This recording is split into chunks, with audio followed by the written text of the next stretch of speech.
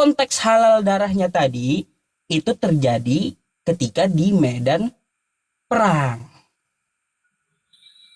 Nah, terus halal darahnya tadi sesuai dengan prosedur hukum yang berlaku. Itu dalam agama Islam. Contoh nih, orang yang hukumannya mati, Islam, dia seorang muslim. Seorang muslim. Oke? Oke. Tapi dia halal darahnya. Karena apa? Sudah melewati prosedur dari negara hukum.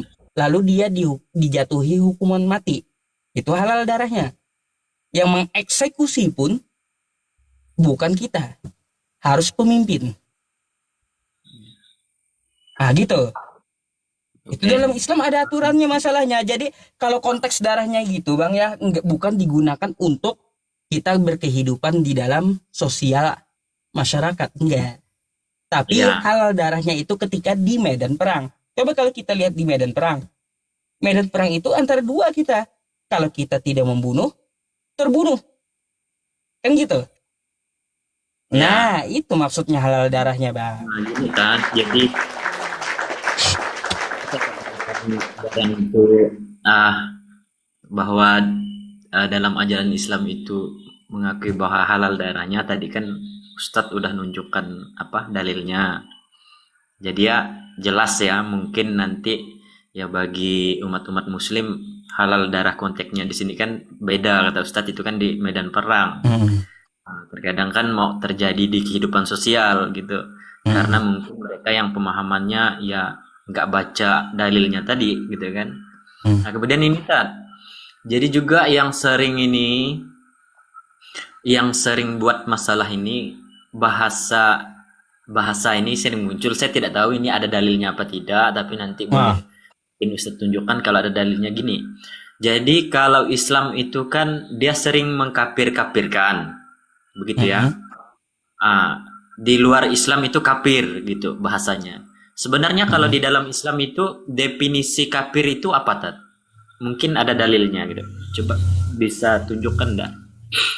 Baik. Kafir Sebenarnya itu. Bang ya, saya tampilkan. Hmm. Kafir itu berasal dari kata kafaro. Ini bentar. Ya.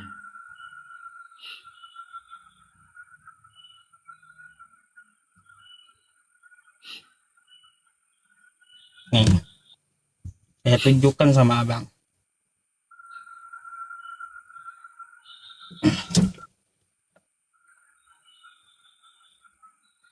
Nih, saya pakai AI ya Bang ya, biar ringkas gitu. Oke. Yang Kata penting kafir terjemahan berasal di dari bawah. ya bahasa Arab, Ya. yaitu dari akar kata kufur, kafaro atau kafaro. Ya, secara etimologi bahasa kata ini memiliki arti menutup atau menyembunyikan. Nah, gitu. Dalam konteks penggunaan di sebuah agama, kata ini sering dimaknai sebagai tindakan yang menutupi kebenaran atau ingkar kepada ajaran Allah. Jadi, kosakata kafir itu berasal dari bahasa Arab kafaro yang artinya menutup.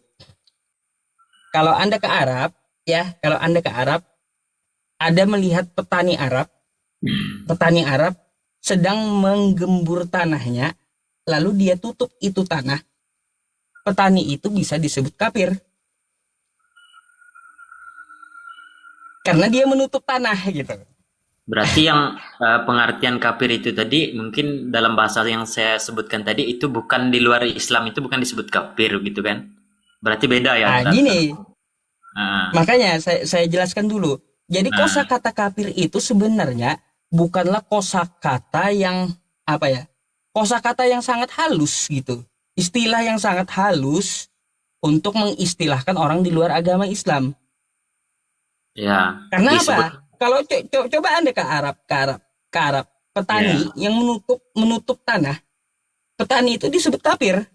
Bukan berarti kafirnya ini kafir dalam berbeda Konteks dengan agama, agama. bukan dalam Ya. konteks agama. Nah, jadi kalau kita pakai ke konteks agama, apa makna kafir, kan kayak gitu. Nah, Nah, ya itu makna Ustaz. kafir dalam konteks agama artinya menutup diri, menutup diri dari kebenaran ajaran Allah Subhanahu wa taala gitu.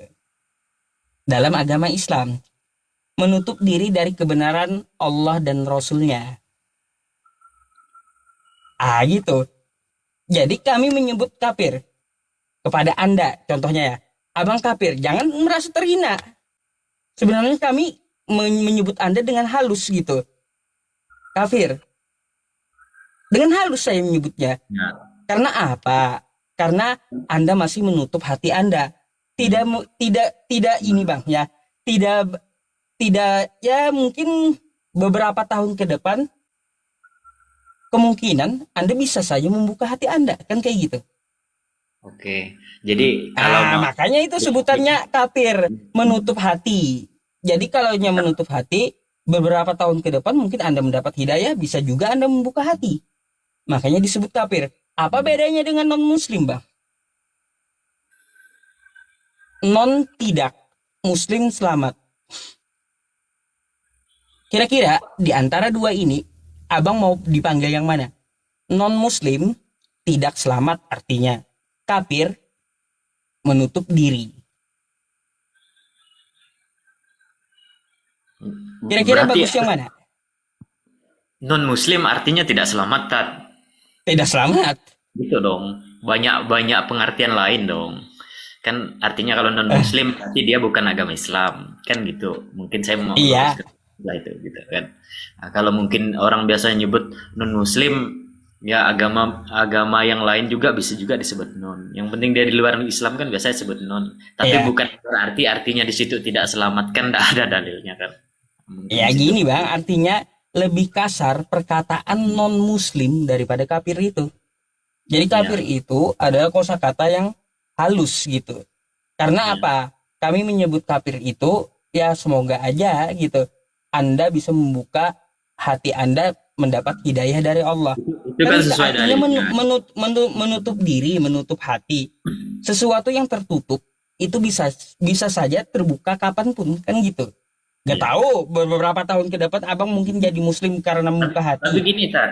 Mungkin Ah, dulu saya juga dulu kalaupun saya Kristen Kristen Katolik kan, tapi hmm, tentang tentang hal ini waktu saya masih sekolah itu saya sering sharing dengan guru dulu waktu masih saya itu dia masih kewarganegaraan PKN kan, PPKN. hmm. Nah, sekaligus juga dia merangkap guru agama. Definisi beliau ini gini, apa? Kafir itu adalah orang yang mengakui tidak adanya Tuhan. Kan begitu Oh definisi beliau tuh. beda. Nah, jadi mungkin kalau mungkin dia di luar Islam itu disebut kafir, kami juga mengakui adanya Tuhan, kan gitu. Itu konteksnya, Hmm, itu definisi dia. hmm, Jadi kan kalau kalau yang dalilnya sesuai yang Ustadz tunjukkan tadi kan itu artinya tertutup. Tetapi hmm, mungkin kalau dikatakan apa bahasa kafir ini itu walaupun Ustadz bilang itu halus, tapi itu tuh sangat kasar gitu menurut kami gitu. Karena mau juga kasar.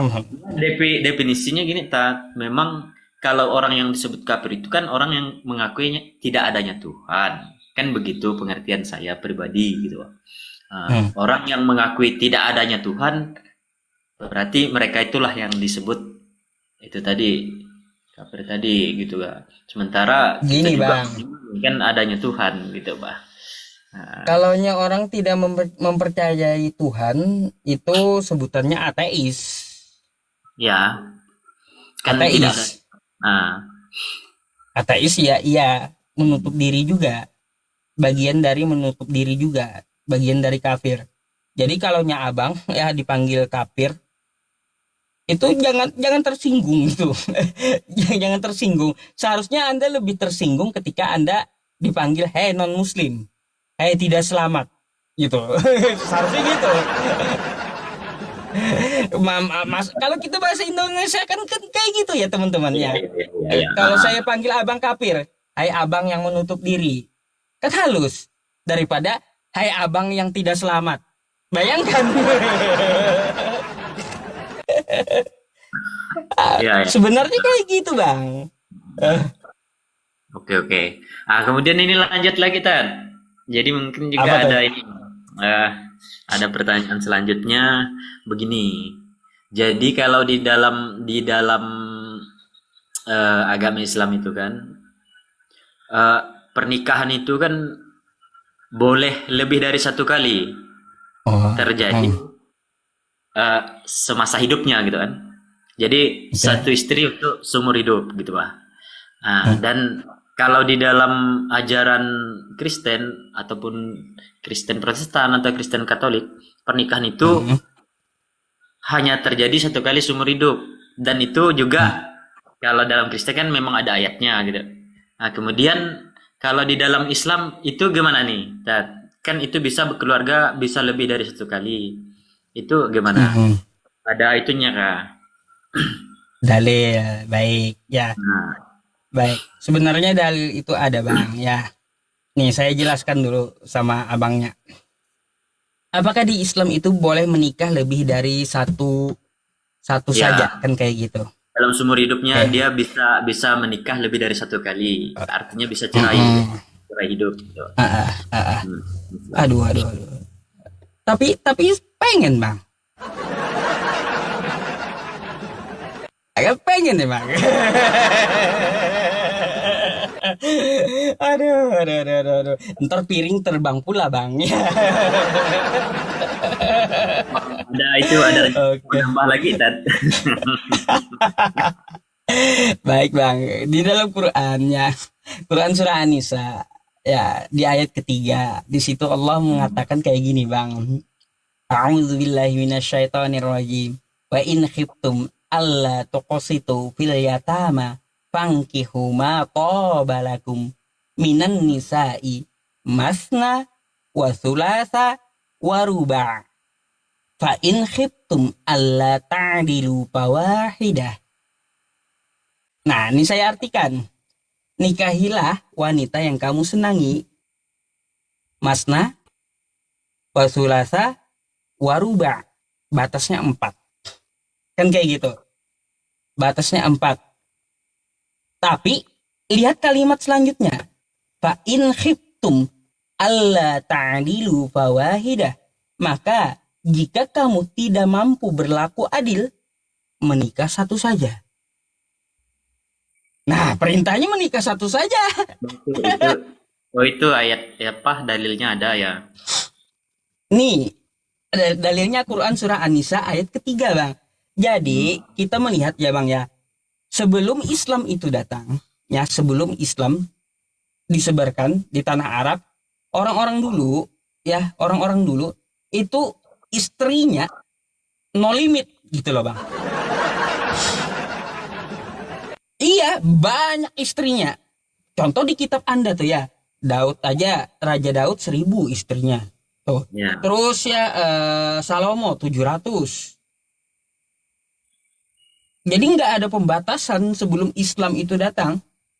ya. Datanglah Islam untuk membatasi. Kagak boleh Jadi, lagi jadi istri yang sampai 1.000. di dalam Islam Sedikit lagi bang. dibatasi empat ya. Kenapa? Di dalam Islam dibatasi 4 orang gitu ya. Ya, kan dulu di kitab Anda kan Raja Salomo 1.000.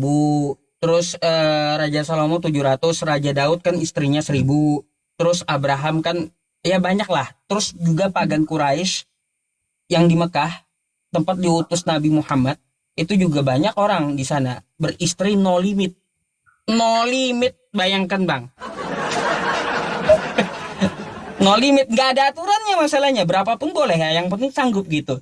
Datanglah Islam untuk mengatur, untuk membatasi bahwa menikah itu ya menikah itu waruba paling banyak bisa 4 dari ketetapan Tuhan gitu. Tapi kalau tidak mampu adil, maka disuruh Tuhan satu saja. Fa in khiftum alla ta'dilu fawahidah. Maka jika kamu tidak mampu berlaku adil, menikah satu saja. dibatasi satu saja istri dalam agama Islam itu. Gitu bang. Jadi bukan berarti bahwa di Islam nih enak nih menikah terus ya, bisa sampai istrinya 4. Sebenarnya ya poligami dalam agama Islam itu diatur. Berat bang, berat banget. Ya. Dan abang perlu tahu juga gitu, poligami ini terjadi kan udah sejak zaman Daud. Coba kalau kita runut ya bang ya, kita runut. Abang menuhankan Yesus kan? Ya. Nah, kalau kita runut bang ya, Yesus itu anak Daud, silsilah dari Daud. Daud ini punya istri 1000 bang. Nah, yang menurunkan Yesus itu istri ke-12. Ada yang bilang istri ke-100. Ada yang bilang ke-12. Enggak dong, Karena Bang. kebanyakan.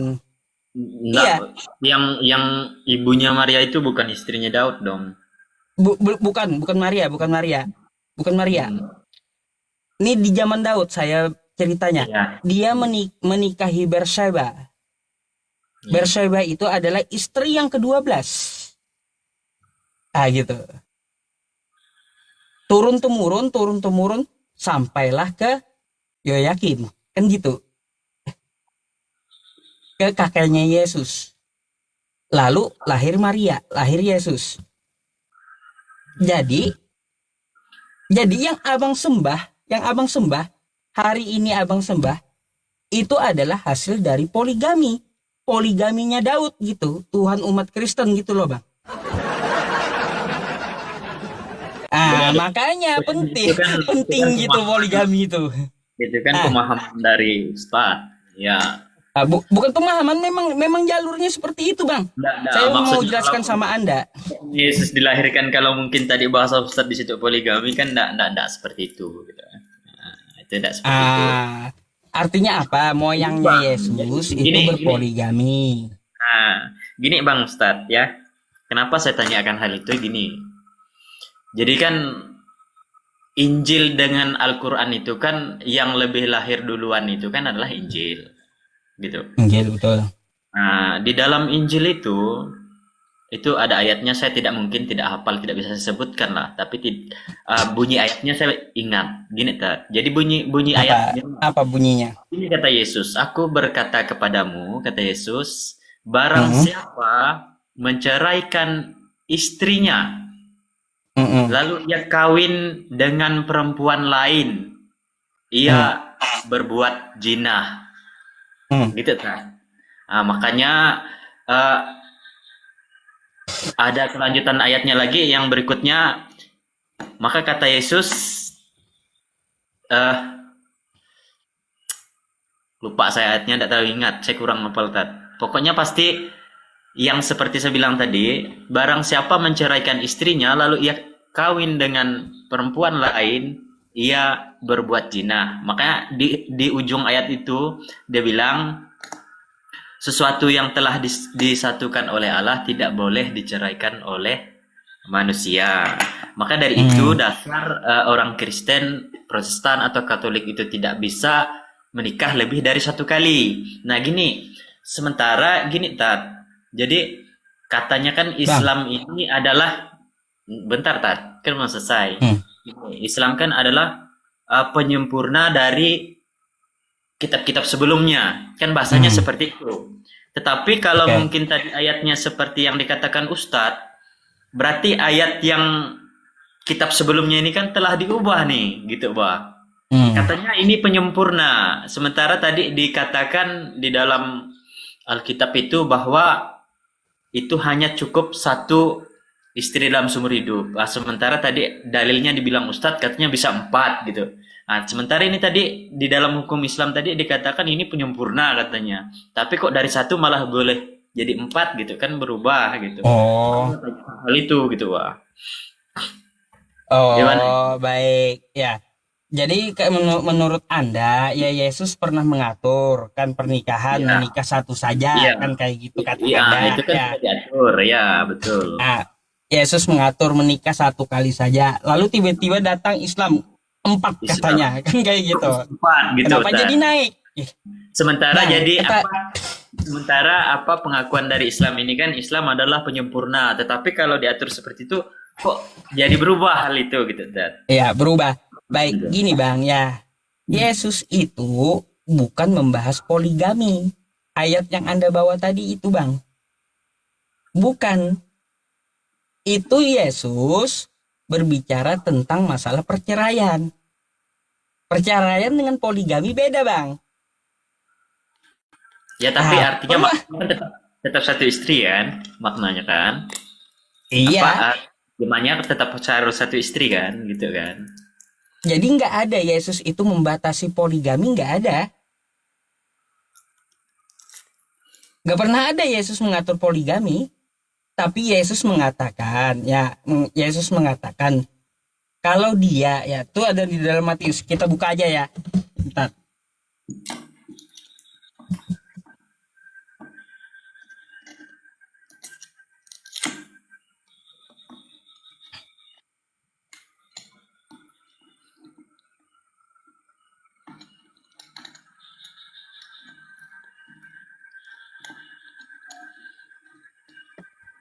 Sabar, saya ketik-ketik juga Ya, boleh kan? ayat ayat berapa gitu di Alkitab itu ada ya. Ya. Ayat berapa teman-teman? Saya lupa. Di Alkitab itu tentang masalah Yesus berkata cerai gitu. Barang siapa menceraikan istrinya gitu kan, lalu Hmm. kawin dengan perempuan lain, ia berbuat zina. Kan seperti itu bunyi ayatnya. Hmm.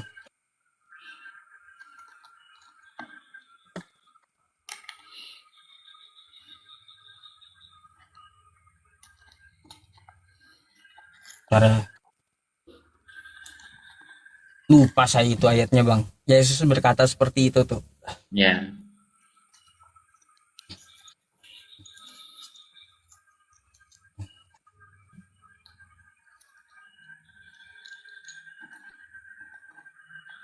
Bentar ya.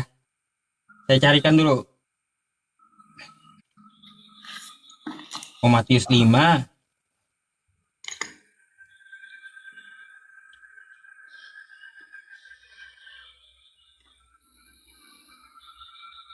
Nih ya Matius 5. Kita baca ya.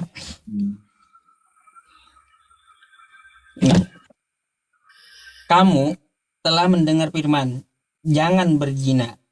Tetapi aku berkata kepadamu, setiap orang yang memandang perempuan serta menginginkannya sudah berzina dengan dia di dalam hatinya. Dalam. Maka jika matamu yang kanan menyesatkan engkau, cungkillah dan buanglah itu.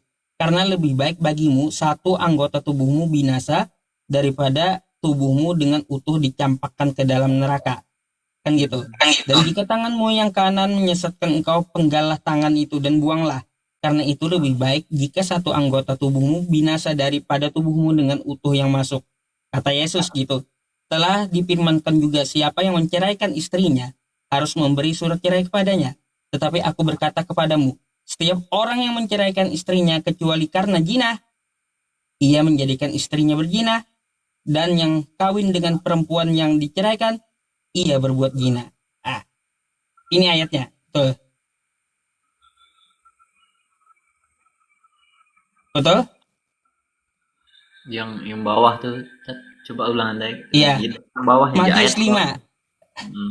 Matius 5. Matius 5 nomor 32. Nah, jadi gini Bang, ya. Di situ Yesus tidak mengatur poligami. Tapi Yesus berbicara tentang masalah perceraian. Yesus tidak pernah mengatur poligami. Nggak pernah menyinggung poligami Yesus. Tapi kalaunya perceraian, itu ada Yesus menyinggung. Nah, jadi Bang ya, kata Anda tadi kenapa Islam bisa 4? Lalu Yesus dengan ayat ini kan cuma 1. Ternyata Ya. setelah kita cek, Yesus ini berbicara tentang perceraian, bukan tentang poligami. Artinya Yesus nggak ada ngajarin atau mengatur poligami. Maka Islam datang untuk mengatur poligami. Jadi bisa 4 tadi itu ya, Bang.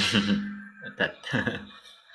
Kan karena apa? Di ajaran sebelumnya di kitab Anda, Daud aja 1.000 istrinya. Terus Salomo 700. Yesus Yesus nggak ada ngatur. Lalu datang Islam untuk mengatur, membatasi. Untuk menikah satu saja. Fa in khiftum alla ta'dilu fawahidah. Nih Bang, ya. Nih, saya tampilkan sama Anda. Nih, nih Bang. Dan jika kamu ya khawatir tidak akan mampu berlaku adil terhadap hak-hak perempuan, ya, bentar, silau, silau. Dan jika kamu khawatir tidak akan mampu berlaku adil terhadap hak-hak perempuan yatim, bila mana kamu menikahinya, maka nikahilah perempuan lain yang kamu senang. 2, 3, atau 4. Tetapi, ya, jika kamu khawatir apa? Tidak mampu berlaku adil, maka nikahilah satu saja. Gitu. Oh, itu Jadi Islam ada itu, di dalam Al-Qur'an ya, Ustaz. iya, itu Al-Quran tadi yang saya sampaikan kepada Anda. Jadi gak boleh Ya. lagi yang sampai 1.000, sampai 700. Apalagi Yesus nggak ada ngatur kan poligami. Islam datang untuk membatasi gitu. Membatasi poligami. Yang sudah poligami istrinya banyak, Ya. diceraikan. Sisakan 4 gitu. Dipangkasnya Ya, oleh ya. Islam. Lalu Oke. diaturnya lagi gitu. Mm. Oke, Gitu untuk Bang. Kalau Yesus nggak ada menyinggung masalah poligami. Jadi nah itu perintah untuk menikah satu saja itu ada dalam Quran, Bang.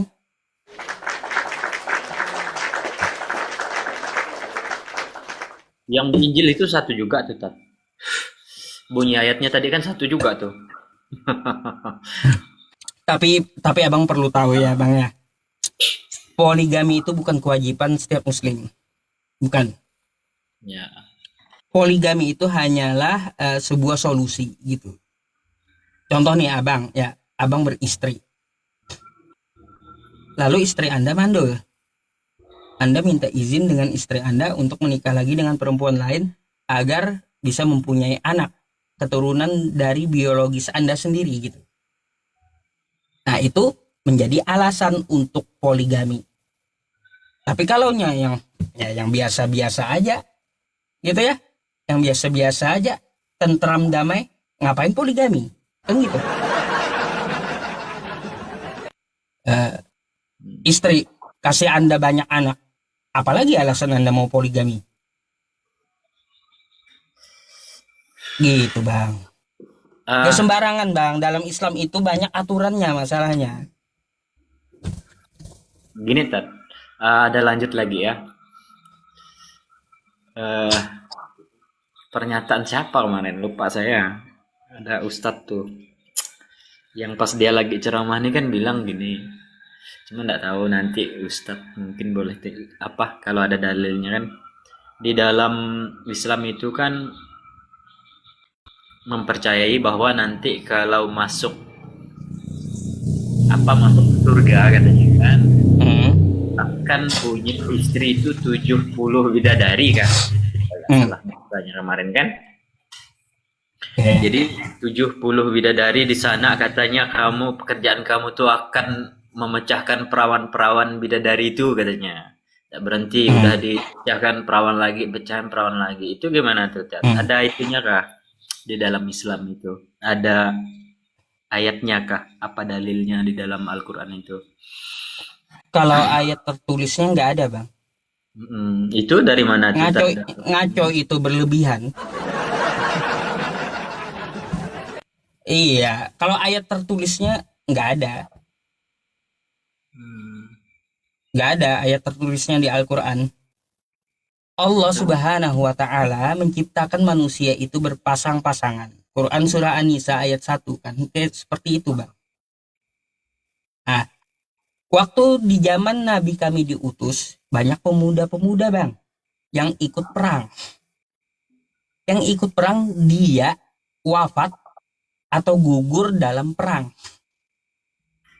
Maka Allah berikan keadilan untuk mereka menikah dengan bidadari di surga.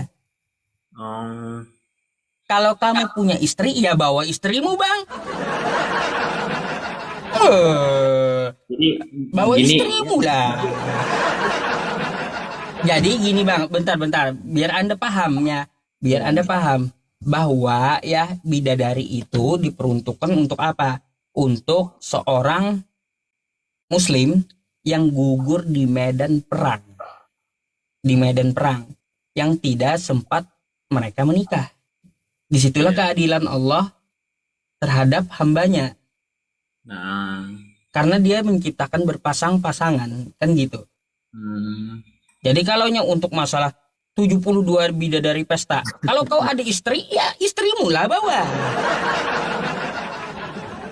Kan gitu. iya. Tapi gini ya, Tat. Saya mungkin mungkin kan banyak pengikut apa yang nonton nih banyak kan mungkin 8 ribuan orang. Oh, Tidak ada untuk niat menjatuhkan atau apa. Ini kan diskusi. Mungkin itu banyak komen-komen mereka katanya yang niat menjatuhkan. Ini hanya apa sesuatu yang perlu saya tanyakan kan nggak mungkin apa-apa. gitu kan. Nggak Nah, apa-apa. saya enggak, Pertanyakan aja, Bang. Pertanyakan aja. Ya, kita akan jawab syubhatnya gitu. Lebih tidak bagus ada teman-teman dikeluarkan oleh teman kawan-kawan Kristen kita ya tentang ajaran kita. Lalu kita harus luruskan gitu. ya. Silakan. Saya juga enggak ada niat untuk menjatuhkan atau apa atau menjebak atau gimana. Ya memang Iya, seperti itu. Memang saya tanya.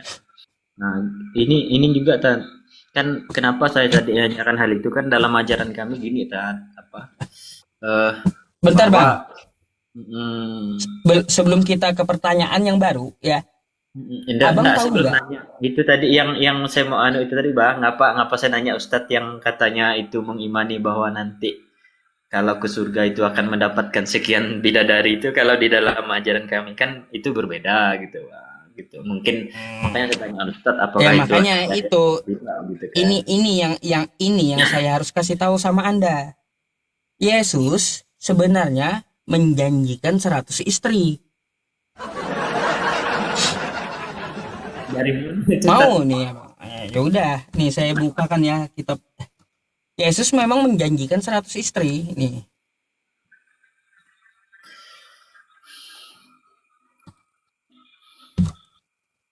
Sabar.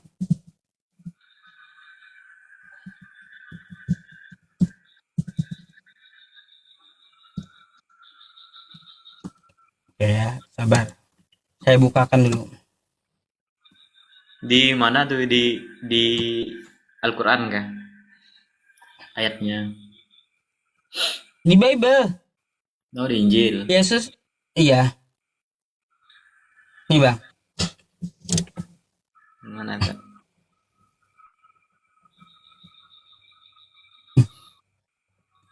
Bentar ya. Nih, Di apa tuh? kita baca ya. Ya. Dan setiap orang. Ini kita tahu dulu, Bang. Bentar ya. Ini di mana tertulisnya gitu. Ya. Kan perlu tahu. Nanti. Oke, kita baca dulu dah ya.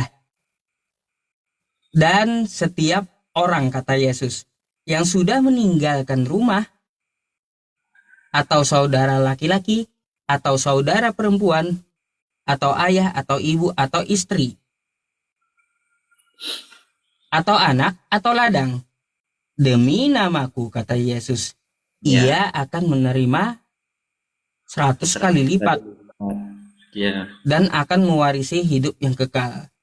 Jadi nanti kalau Anda mengikuti Yesus, istri Anda akan 100 kali lipat gitu, Bang. Itu kalau Ah, di Alkitabnya ndak ada atau istri itu apa? Gini ntar.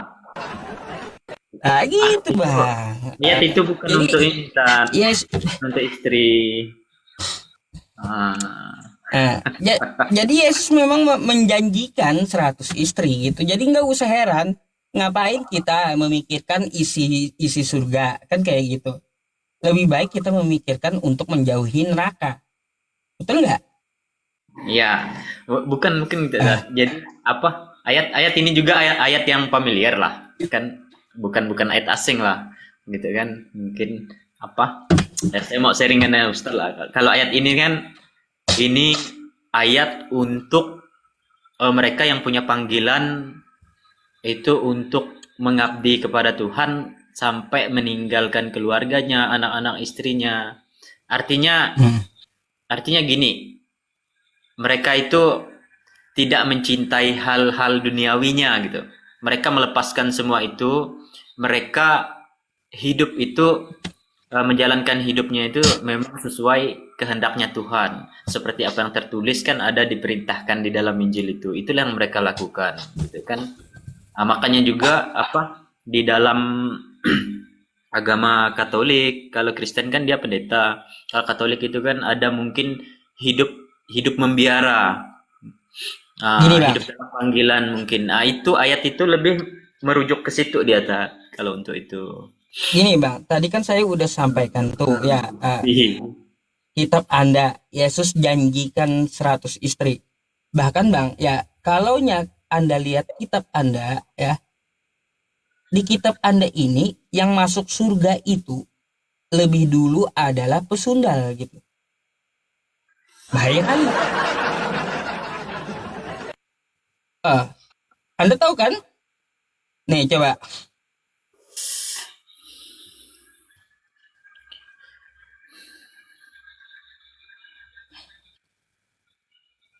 saya bukakan ya teman-teman. Nih, nih mari Terjemahan kita baca bang. malah dibilang istri dikasih 100 kali lipat. Iya, makanya itu ada di kitab ada abang juga gitu lah. Iya Masalahnya itu. nih ya. Matius 21 bang ya. Iya Matius ya. 21. Siapakah di Di antara antara kedua kedua orang itu nah, yang melakukan kehendak ayahnya? Jawab mereka. Yang terakhir kata Yesus kepada mereka, Yesus aku berkata kepadamu, sesungguhnya pemungut-pemungut cukai dan betul. perempuan-perempuan sundal kata Yesus akan Hmm. mendahului kamu masuk dalam kerajaan Allah. Ah, eh, eh, gimana bang? Gini-gini Bang. Ayat itu begini. Jadi itu kalau kalau terjemahan saya pribadi ya. Jadi Hmm, ketika zaman Yesus itu, ketika dia mewartakan Injil, dia itu bukan diterima dengan baik. Tetapi pada saat dia mewartakan Injil itu semua menolak. Siapa yang menolak Yesus pada zaman itu? Yang menolaknya adalah orang-orang Farisi, orang-orang ahli agama, ahli-ahli Taurat. Mereka itu ahli-ahli kitab. bukan bukan itu bang, bukan Itu. bukan. Enggak. Itu kan saya mau lanjut dulu. Mungkin nanti sampai selesai kan. Itulah sebabnya. Siapa yang menerima pewartaan Yesus itu? Yang pertama kali menerima ya orang-orang itu tadi, ya pemungut-pemungut cukai, perempuan-perempuan sundal. Kenapa seperti itu? Terjadi di zaman sekarang kan banyak orang yang Ustadz mungkin tahu sendiri lah kesombongan rohani. Kan Gini seperti itu, bang, gitu. gini Jadi saya gini mau artikan ayat ini bukan bukan berarti nanti lalu terjemahnya lalu salah. Mungkin Ustadz nanti mengarahkan berarti kalau kamu mau masuk surga kamu harus menjadi ini orang tidak benar. Jadi kan arahnya ke situ. Jadi kalau kamu mau masuk ke surga kamu harus hidup tidak benar, kan arahnya ke situ. Tetapi tidak seperti itu. Kan ayat itu bang, mengapa diingatkan? Karena pada saat pewartaan Yesus itu orang yang mau menerima pewartaan itu adalah para pemungut cukai, orang-orang berdosa, bukan bukan ahli Taurat, bukan ahli agama pada zaman itu. Begitu. bang. Saya agak heran sama Anda, Bang. Kok Anda Hmm. melawan kitab Anda sendiri gitu loh. Ya, Ustadz, itu kan Agak heran saya ya sama abangnya, teman-teman ya. Eh, yang tertulis di kitabnya dilawan abangnya sendiri. dilawan, Ya dilawan. iya, makanya kata Yesus yang masuk surga itu kan sundal gitu duluan. Iya. Nah, buat apa? Buat apa di surga ada pesundal gitu loh, Bang? Coba, Ya apa karena gunanya pesundal? Apa gunanya pesundal di surga Kristen itu? Ustadz ini kan Nah, memang apa menerjemahkan ayat ini kan mungkin dari sudut pandang yang lain kan. Kalau kalau punya saya kan menurut pandangan sudut pandang Kristen itu karena kalau ajaran Kristen itu kan dia kerendahan hati kan. Nah, dan juga Yesus sendiri mengatakan aku itu datang itu orang berdosa. Ada ayatnya itu, Bang. Gitu. Mungkin kalau Ustadz mengatakan kok abang melawan ini kan katanya harus pesundal dan lain sebagainya itu tadi. Bukan melawan, artinya tafsirannya kan memang seperti itu. Kan memang terjadi pada saat Yesus mewartakan Injil pada zaman itu dia ditolak, Bang. Siapa yang menolaknya? Ahli agama, kan? Orang-orang ya itulah, Farisi. Bang. Ya. Saya mau kasih tahu juga sama abang ya. Jadi kan nggak usah heran. Maksud saya itu kalaunya ditawari kenikmatan di surga itu ada bidadari karena Yesus juga menjanjikan 100 istri kan kayak gitu. Terus ada 100 lagi. pesundal-pesundal di dalam, ada Nah, pesundal-pesundal yang ini masuk surga. bukan. Saya Ah, meluruskan, bukan berarti di situ tadi dia karena meninggalkan istri lalu istrinya juga di 100 kali lipat kan itu udah nyeleweng itu, tidak lah, seperti itu. Yesus yang ngomong, Bang, bukan saya. Yesus yang ngomong. Masalahnya itu sudut pandang Ustadz. Ya, Bukan tetapi kalau sudut pandang saya, Yesus yang ngomong itu diartikan itu 100 kan istrinya. bukan istrinya. Lalu Nah, katanya barang siapa meninggalkan anak istrinya lalu nanti akan oh, mendapat upahnya 100 kali lipat. Bukan oh, istrinya yang di 100 oh. kali lipat kan gitu, Bang. Itu kan Ah, sudut pandang Ustadz berarti, bukan ke situ arahnya. Ya artinya kalau dalam dalam Islam itu mungkin pahala gitulah. Mungkin. aduh, saya kan ya teman-temannya pakai data menampilkan apa yang ada tertulis di kitab Anda gitu loh, Bang. Ya. Ah, makanya saya kasih tahu Anda, ngapain kita mikirin isi surga? Lebih baik kita mikirin cara menjauhi neraka gitu loh. Itu yang bagus. Betul nggak? Ya. Ah, gini, Bang, Terus saya mau tanya sama Anda ya, Bang Step, enak juga diajak ngobrol gitu. Gini, Bang Step, ya, Anda menjadi seorang Kristen, saya pengen tahu, ya adakah Yesus menyuruh Anda jadi Kristen? di dalam ayatnya enggak ada, Bang. Dalilnya enggak Lalu ada. kenapa Abang jadi Kristen? Ah, Jadi kenapa dia disebut Kristen? Kristen itu kan nama lain dari Yesus. Yesus itu kan adalah Yesus Kristus. Nah, Kristen berarti dia adalah pengikut Yesus Kristus itu tadi. Begitu, pengikut lah, Yesus Kristus. Abang tahu nggak Kristen itu munculnya di Antioquia 70 Hmm, tahun setelah Yesus itu diangkat ke langit.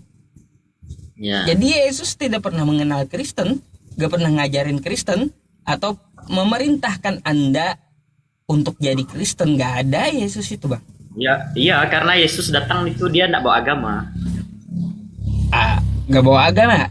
Enggak bawa agama, tapi dia itu bawa kerajaan. Makanya ada ayatnya di situ, Bang. Boleh saya tanya satu, Bang? Ya, Hmm, ini saya pakai ayat. Nih ya, ya.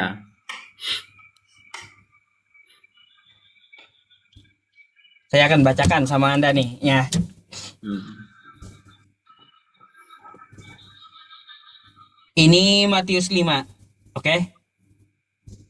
Matius 5 nomor 20. Maka aku berkata kepadamu, jika hidup keagamaanmu tidak lebih benar daripada hidup keagamaan ahli-ahli Taurat dan orang-orang Farisi, sesungguhnya kamu tidak akan masuk dalam kerajaan sorga. Saya mau tanya bang, agama apa yang diajarkan Yesus kepada muridnya?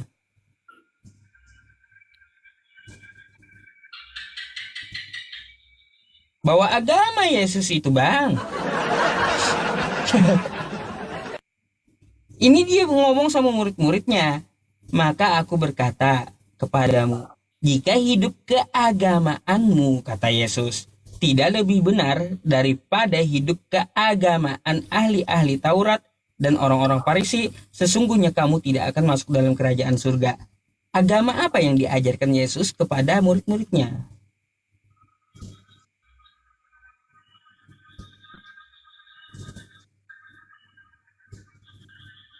Yang jelas bukan Kristen bang. Ya, bukan Kristen. Yang jelas bukan Kristen itu yang diajarkan Yesus itu. Bukan, pasti bukan Kristen. Karena Kristen munculnya dari Antioquia.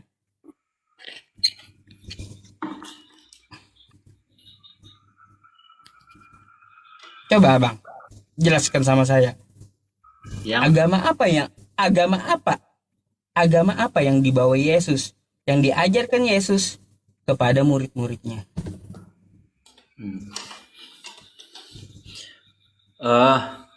Kalau Kristen itu kan lahir setelah ini, setelah apa tadi yang Ustadz bilang di Antioquia, setelah Yesus diangkat ke surga kan. Makanya ketika ada pengangkatan terakhir itu, Yesus itu sendiri pernah berfirman kepada murid-muridnya. Dia bilang, saya tidak terlalu hafal ayat betul, jadi agak-agak lupa. Pokoknya yang pasti dia kabarkanlah Injil itu sampai ke ujung bumi kan.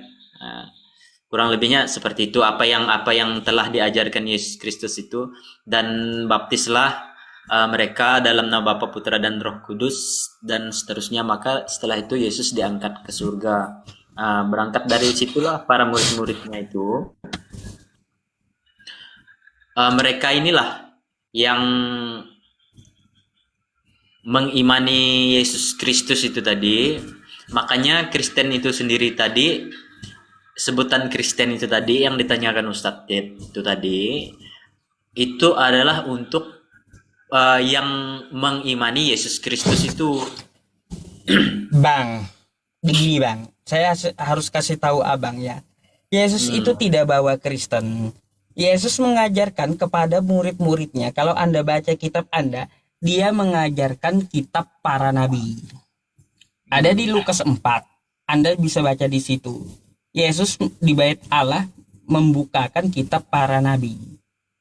Kitab para nabi. Bukan kitab yang ada sekarang. Yohanes, Matius, Lukas, Markus. Bukan. Jadi dia mengikuti hukum Tauratnya Yahudi. Karena dia ngomong, selama langit dan bumi ini masih ada, kata Yesus, 1 iota pun dari hukum Taurat itu tidak dapat ditiadakan. Akan kayak gitu. Dia menegakkan hukum Tuhan, memakai kitab para nabi. Gak ada pakai kitab Yohanes, Matius, Lukas, apalagi Paulus. Gak ada bang. Enggak dong, itu kan Injil kan memang setelah Yesus datang dia. Kalau kitab-kitab sebelumnya kan memang kitab-kitab para nabi kan. Makanya dari kisah Kejadian sampai dia Nabi Musa dan seterusnya tuh, sampai ke Nabi Daud. Kitab para nabi yang diajarkannya. Jadi Yesus tidak mengenal ajaran Kristen itu 3 dalam 1 kayak nggak mengenal, dia nggak tahu. Itu ada di dalam Injilnya sendiri itu bang. Di mana? Di mana Yesus mengajarkan bahwa Allah atau Tuhan itu 3 dalam 1? Di situ Dari kisah kejadian ada nubuatnya nih bang. Cuma saya tidak hafal kalau itu kitab-kitab seperti itu. Saya Nggak tidak ada di hafal. kejadian, nggak ada, Di kejadian itu nubuatannya bang. Ada. Hmm. nggak ada. Tuhan Ada. tiga dalam Ada. satu tuh nggak ada yang Ada. ngajarin. Ada. Dia dia rentetannya tuh dari kejadian nubuatan bahwa nanti akan datang si Mesias Yesus Kristus, akan datang Yesus Kristus itu nubuatannya ribuan tahun itu memang memang benar terjadi. Makanya penggenapannya di Injil gitu, Pak. Dan semua nubuatan itu terjadi seperti seperti apa yang telah dituliskan. Kebanyakan doktrin bang, ikutilah apa yang dikatakan oleh Bukan Yesus bukan gitu. doktrin, memang sesuai bahwa nanti dia disalib akan berkata bahwa kalau tidak salah itu dia berkata ya ya mengapa kau tinggalkan aku, pokoknya Elohi Elohi sabatani gitu. Itu kan ada nubuatannya, bahkan sebelum dia dilahirkan nubuatannya sudah ada bahwa nanti akan berkata demikian. Nah, penggenapannya di Injil. Makanya semua penggenapannya itu kan sudah terjadi di Injil. Bang, Gitu kan. nih kata Yesus nih ya, saya bacakan dari ayat Anda. Ya, Ya. coba kita lihat. Kita kaji ya teman-teman. Ya. Matius 7 nomor 21. Oke? Bukan setiap orang yang berseru-seru kepadaku Tuhan, Tuhan akan masuk dalam kerajaan sorga, melainkan dia yang melakukan kehendak Bapakku yang di sorga. Sampai sini dulu, belum bawahnya. Ya, Bang, saya mau tanya, ada nggak Bapa di sorga itu memerintahkan untuk menuhankan dan menyembah anaknya, yaitu Yesus?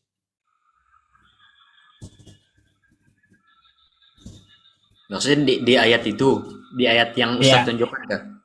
ada Ya nggak kalau kehendak Bapa di sorga agar manusia menuhankan Yesus? ya kalau di ayat yang Ustaz bacakan itu tidak. Nggak ada. Hmm. Betul bang, nggak ada gitu. Ya di ayat ini tidak. Nggak bakal ada. Nah, mari kita lanjut ya. Ya. Oke. Jadi nggak ada ya teman-teman semuanya. Bukan setiap orang-orang yang berseru kepadaku Tuhan Tuhan akan masuk dalam kerajaan sorga, melainkan dia yang melakukan kehendak Bapakku yang di sorga. Jadi bang, ya, Anda tidak sesuai dengan kehendak Bapa gitu.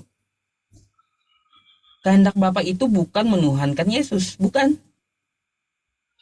Nggak ada Bukan perintah Bapa untuk, bukan di nggak situ ada perintah konteksnya. Bapa, nggak ada perintah Bapa itu untuk menuhankan Yesus. Nggak ada, atau menyembah Yesus itu nggak ada. Makanya nih, Yesus kasih tegas di bawahnya. Coba lihat. Pada hari terakhir, banyak orang-orang akan berseru kepadaku, Tuhan, Tuhan. Di sini dia menyebut Yesus Tuhan. Bukankah kami bernubuat demi namamu dan mengusir setan demi namamu dan mengadakan banyak mukjizat demi namamu juga? Ini kira-kira siapa bang yang memanggil Yesus ini Tuhan bang? Pada hari akhir kata Yesus, banyak orang yang akan berseru kepadaku, Tuhan, Tuhan. Siapa yang manggil Yesus ini Tuhan bang? Agamanya apa? Tidak tahu. Pasti Kristen kan? Abang memanggil Yesus Tuhan kan? Ya. Ah, Kristen dan Katolik. Maka dari itu apa kata Yesus terhadap Kristen dan Katolik nih? Ya, pada hari terakhir banyak orang-orang akan berseru kepadaku, Tuhan, Tuhan, bukankah kami bernubuat demi namamu dan mengusir setan demi namamu dan mengadakan banyak mukjizat demi namamu juga. Pada waktu itulah kata Yesus, nih, pada waktu itulah aku akan berterus terang kepada mereka dan berkata, aku tidak pernah mengenal kamu Kristen. Ya, enyahlah daripadaku, ya, Tidak ada kalian semua Kristennya sih, pembuat Ustaz. kejahatan. Ini bang, ya, orang yang memanggil Yesus itu Tuhan, itu akan diusir oleh Yesus gitu. Akan diusir oleh Yesus. Kata Yesus, engkau pembuat kejahatan. Bayangkan, enyahlah daripadaku. Kalian semua pembuat kejahatan, kata Yesus. Pakai-pakai nama Yesus masalahnya. Jadi bang, ya sorry aja gitu. Ya, dapat kita ketahui bahwa Yesus akan mengusir Katolik dan Kristen pada hari akhir. Dan ini, Anda perlu tahu bang, ini ya ada ceritanya juga di dalam Al-Quran kami. Nah, pada hari akhir nanti Nabi Isa itu akan dihadapkan kepada para penyembahnya. Kepada para penyembahnya. Wa idz qala Allahu ya Isa a anta qulta lin-nasi ittakhiduni wa ummiya ilahaini min dunillah qala subhanaka ma yakunu li an aqula ma laysa li bihaq in kuntu qultuhu faqad alimtah ta'lamu ma fi nafsi wa la a'lamu ma fi nafsik innaka anta a'lamul ghuyub ma qultu lahum illa ma amartani bihi an i'budullaha rabbi wa rabbakum. Nih, Artinya apa tuh, Tat? nih makanya nih saya bacakan ya. Rekamannya ada.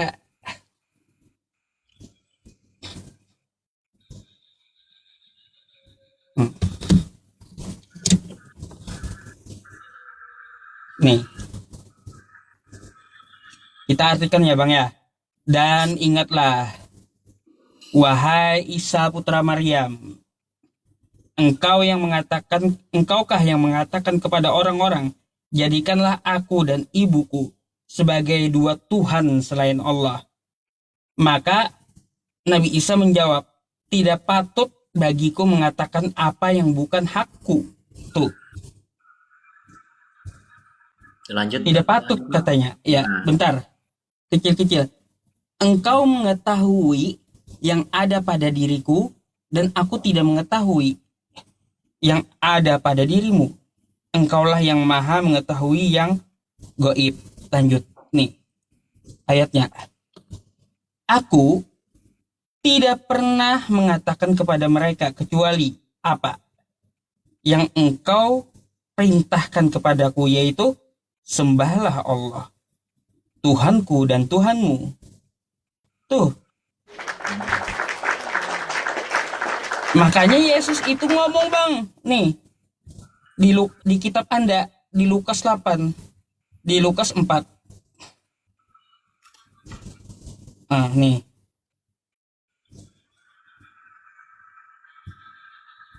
Apa kata Yesus? Tetapi Yesus berkata kepadanya, ada tertulis, engkau harus menyembah Tuhan Allahmu, dan hanya kepada Dia saja engkau berbakti. Yesus menyuruh menyembah Allah. Ini ceritanya yang tadi saya tampilkan sama Anda tadi. Ini Yesus atau Nabi Isa akan dihakimi oleh Allah Subhanahu wa Ta'ala di hari kiamat nanti. Dia akan dihadapkan kepada para penyembahnya bang, dan langsung diambil kesaksian oleh Allah. Apa kata Allah? Hai Isa, sewaktu aku utus kamu di muka bumi, pernahkah kamu mengatakan bahwa kamu adalah Tuhan? Maka pada hari itu Yesus atau Nabi Isa menjawab, tidak patut bagiku mengatakan seperti itu. Makanya kata di Matius tadi apa? Enyahlah kalian semua, kata Yesus. Kalian adalah pembuat kejahatan. Sama di Islam tuh, ya, sama dengan pengikutnya. Gitu bang. Matius 7 dengan Al-Maidah 115 itu nyambung gitu loh. Pada hari akhir Yesus akan mengusir orang yang menuhankan dirinya gitu.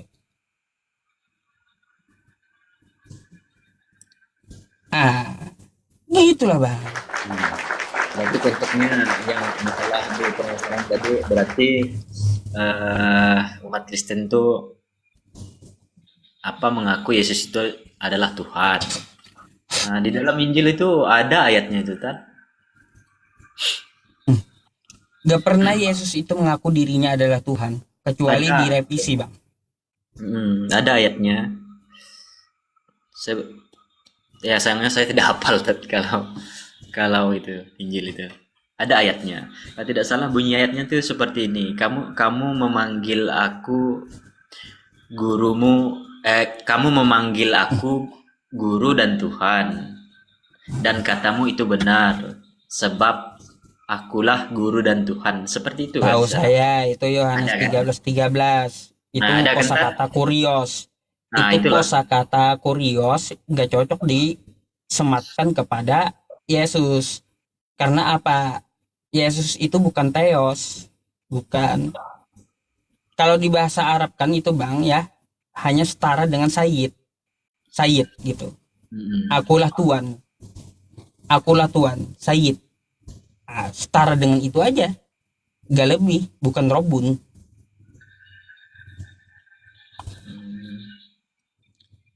Tuhan bukan Tuhan, oke?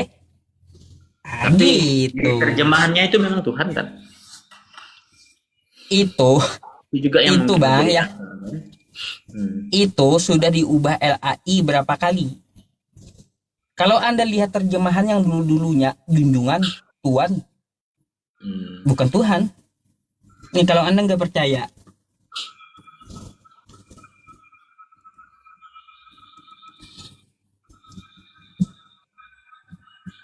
Yohanes 13:13 ya. Saya bukakan dulu lewat laptop aja.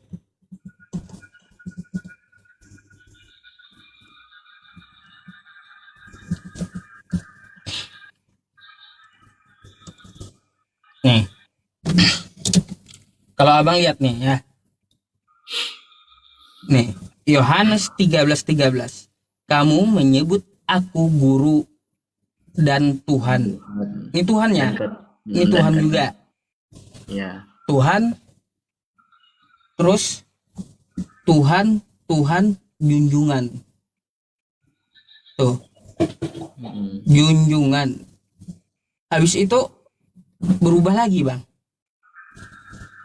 Guru dan Tuhan. Tuhan junjungan. Tuhan,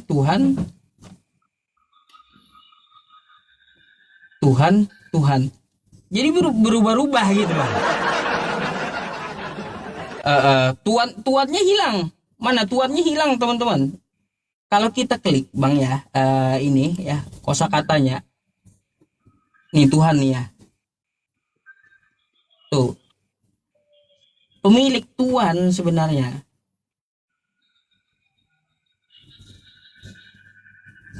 Gitu. Tuan dengan Tuhan itu beda, Bang. Gak sama. Tuan dengan Tuhan itu beda. Tuhan disematkan kepada manusia. Tuhan disematkan kepada ya pencipta. Beda. Oke? Iya. Eh, apalagi tadi ya lupa saya. Nah, mungkin istirahat dulu dah ya. Nah, ya, Nanti ya. pening Kita gitu. kebanyakan. Nah, Ya. ya. Nanti Kasihan malah mereka. pening abangnya. Kasihan mereka yang mau naik di bawah tuh udah minta-minta.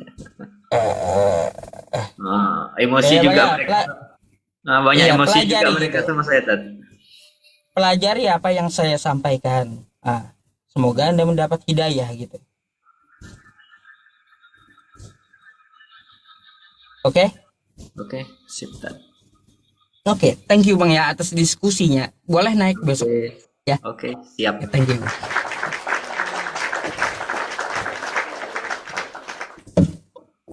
Oke. Selamat malam, Bang.